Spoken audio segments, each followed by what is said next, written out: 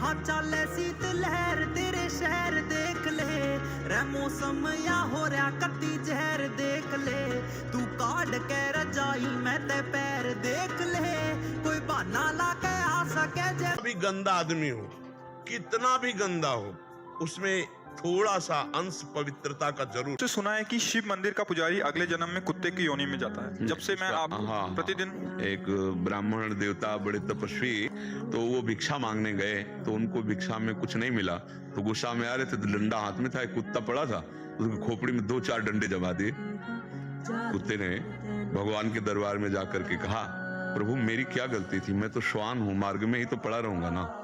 इन ब्राह्मण देवता ने बिना किसी कारण के मुझे 4-5 डंडे मारे, देखो मेरी खोपड़ी में। भगवान तो सब जीवों की भाषा जानते हैं ना, तो भगवान ने कहा मेरे दरबार में ब्राह्मणों को दंड नहीं दिया जाता, आप ही निश्चय करो कि इनको क्या दंड दें। उनका प्रभु यहाँ का जो बहुत श्रेष्ठ कलिंजर पर्वत है, उसमें जो आश्रम है उसका इनको महंत बना दीजिए। बोले तुम तो दंड दे रहे हो या वरदान दे रहे हो? बोले प्रभु मैं पूर्व में महंत ही था, इसीलिए मैं आपको कह रहा हूँ कि जब महंत बनेंगे ना और मनमानी आचरण करेंगे और भगवत अर्पित बिना किए जो भगवान के लिए आता है वो खाएंगे तो कुत्ता बनेंगे। सुंदर है, कोई सुंदर लग रहा है तुम्हें? क्या सुंदर लगा? छिरी कितने सुंदर लगेगा तुम्हें? सुबह सो के उठते हो, आंखों में सुंदरता निकलती है क्या? कीचड़ निकलता है ना कान में, और नीचे के क्या सुंदर है, पेशाब टट्टी के द्वारा सुंदर लग रहा है तुम्हें।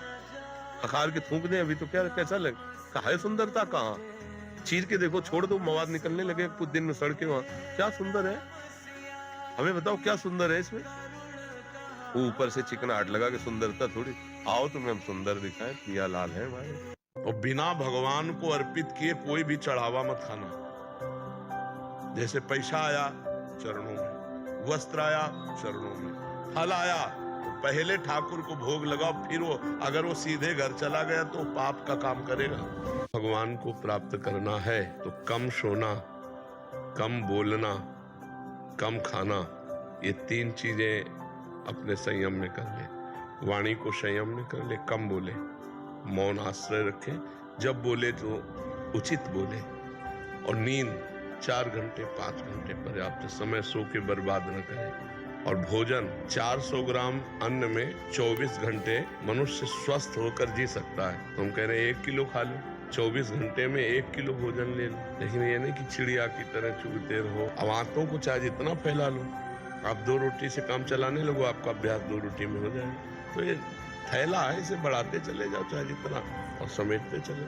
तो भोजन कम, बोलना कम, सोना कम, तो साधना प्रारंभ हो जाएगी।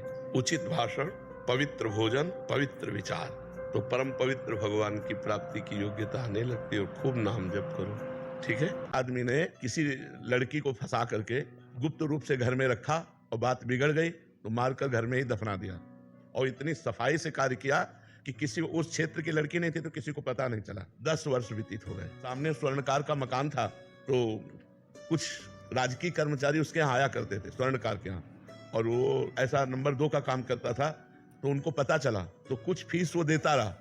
अब धीरे धीरे खान पान, रात्रि भर वहीं रुकना, तो उनको पता चल गया कि तिजोरी कहाँ है, पैसा कहाँ है, सब। रात्रि में स्वर्णकार को मार डाला राजकीय कर्मचारियों ने, और उनका सब सामान लेकर बाग से लेकर निकल रहे थे, तो वो आदमी लघु शंका के लिए निकला, जो 10 वर्ष पहले केस कर चुका था, और कुछ नहीं, कोई नहीं जान पाया।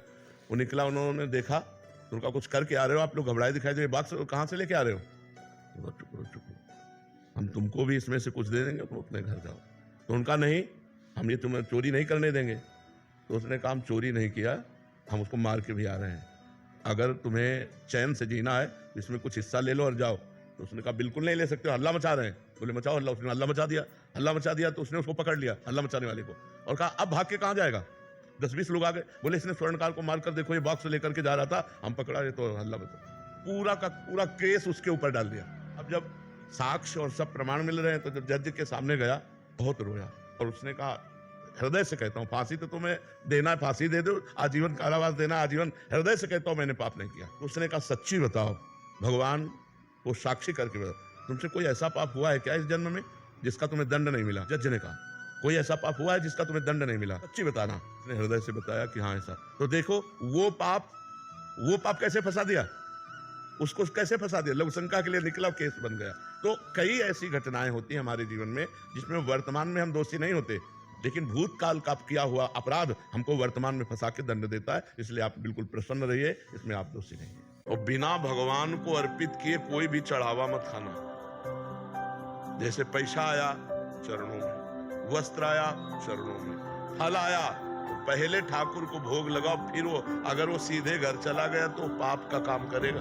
गृहस्थी में ज्यादा पूजा की जरूरत नहीं है। तुम जो कार्य कर रहे हो वो भगवान की पूजा है, उसमें पापाचरण न हो, अधर्म ना हो, ये बढ़िया जिंदगी हो जाएगी। हमारी बात मान लो।